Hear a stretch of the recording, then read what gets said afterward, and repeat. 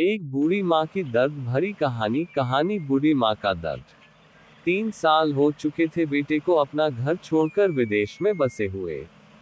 इन 3 सालों में बूढ़ी माँ और ज्यादा बूढ़ी हो गई थी। 75 वर्ष की उम्र में निर्मला देवी की याददाश्त काफी कमजोर होती जा रही थी। उन्हें रोजमर्रा की चीजें याद ना रहती, लेकिन जो उन्हें हमेशा याद रहता वह था उनका बेटा। दिन हो या रात, एक पल भी ऐसा ना होता जब उन्हें अपने बेटे की याद ना आती। दूसरी तरफ बेटा था जो साल भर में एक आध बार अपने माँ को फोन कर लिया करता और 1-2 मिनट से ज्यादा बातें भी ना किया करता। फिर भी यह बूढ़ी माँ टकटकी लगाए अपने बेटे का इंतजार करती रहती। एक दिन बेटे का विदेश से फोन आया। हेलो हेलो, सुन रही हो ना माँ?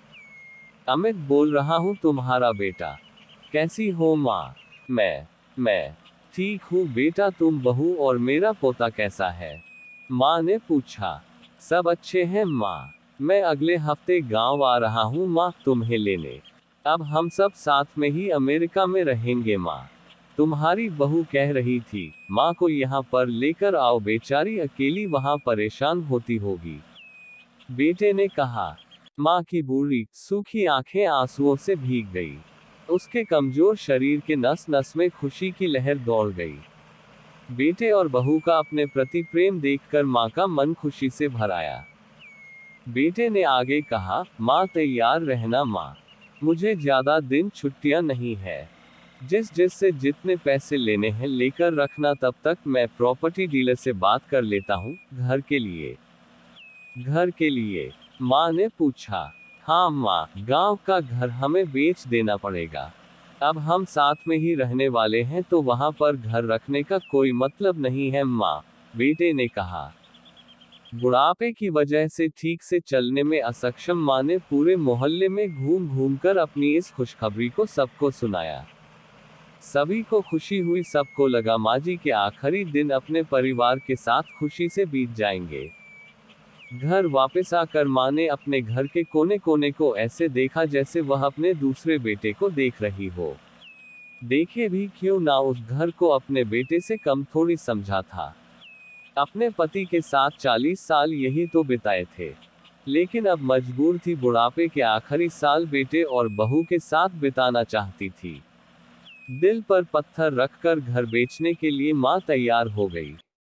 आनन फानन में बेटे ने घर को आधे दामों पर बेच दिया।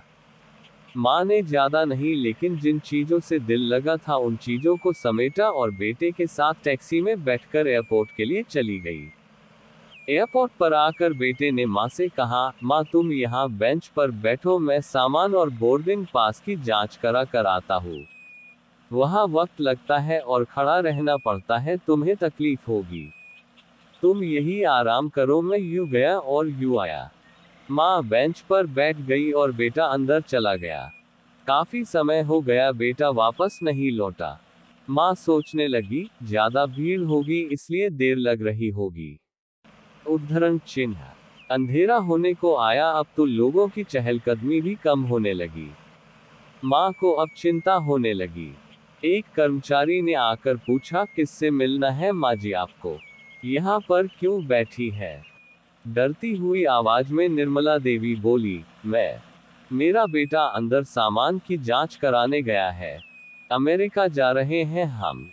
क्या नाम है माँ जी आपके बेटे का? कर्मचारी ने पूछा। अमित नाम है मेरे बेटे का, निर्मला देवी ने बताया। कर्मचारी अंदर गया और थोड़ी देर बाद बाहर लौटा।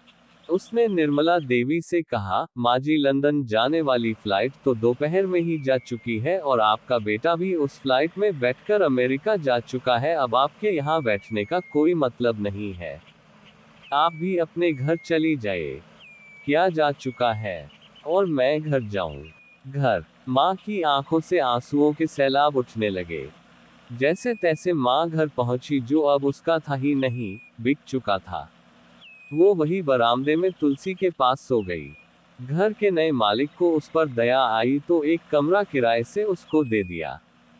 पेंशन के पैसों से खाना और किराए का बंदोबस्त हो जाता था। दिन बीतने लगे। कुछ दिनों बाद घर के नए मालिक ने निर्मला देवी से कहा, माँ जी, आप अपने रिश्तेदारों के यहाँ पर जाकर क्यों नहीं रहती है? इस उम्र में आपके लिए वही अच्छा होगा। अच्छा तो होगा, लेकिन अगर मेरा बेटा वापस आया तो उसका ख्याल कौन रखेगा? मेरा बेटा बहुत भोला है, उससे अपना ख्याल रखना बिल्कुल नहीं आता। मैं कहीं नहीं जाऊंगी, क्या पता कब उसे मेरी जरूरत पड़ जाए। माँ ने कहा। सच बता रहा हूँ, माँ की ऐसी बातें सुनकर मेरी आंखों में आंसू आ गए। किसी ने सच ही कहा है, पूत कपूत हो सकता है, लेकिन माता कभी कुमाता नहीं होती। दोस्तों, आप सभी से हाथ जोड़कर विनती करता हूँ, अपने माता पिता की जितनी हो सके सेवा करना।